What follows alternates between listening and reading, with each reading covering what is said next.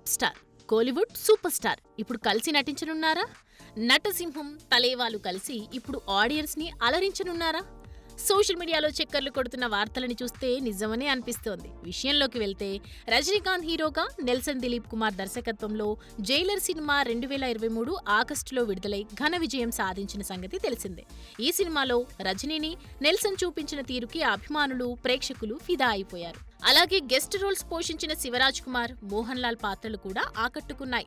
నిజానికి జైలర్లో ఓ special role కోసం బాలకృష్ణను సంప్రదించాడు Nelson. కానీ ఏవో కారణాల వల్ల బాలకృష్ణ ఆ సినిమాలో నటించలేదు. దీంతో స్క్రీన్ మీద రజనీ, బాలయ్యను కలిపి చూసే ఛాన్స్ మిస్ అయినందుకు ఫ్యాన్స్ ఎంతో డిసప్పాయింట్ అయ్యారు. అయితే ఇప్పుడు జైలర్ 2 రూపంలో ఆ డిసప్పాయింట్మెంట్ పోయే అవకాశం ఉన్నట్లు తెలుస్తోంది. రజనీకాంత్, నెల్సన్ కాంబినేషన్ లో జైలర్ 2 రూపొందుతున్న సంగతి తెలిసిందే.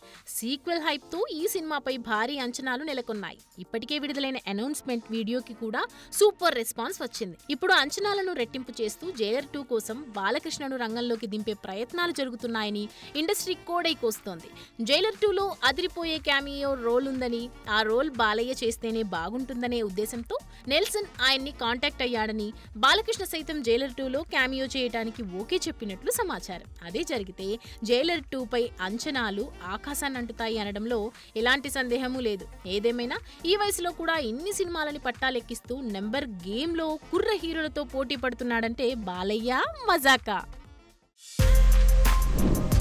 For more videos like this, subscribe Big TV channel.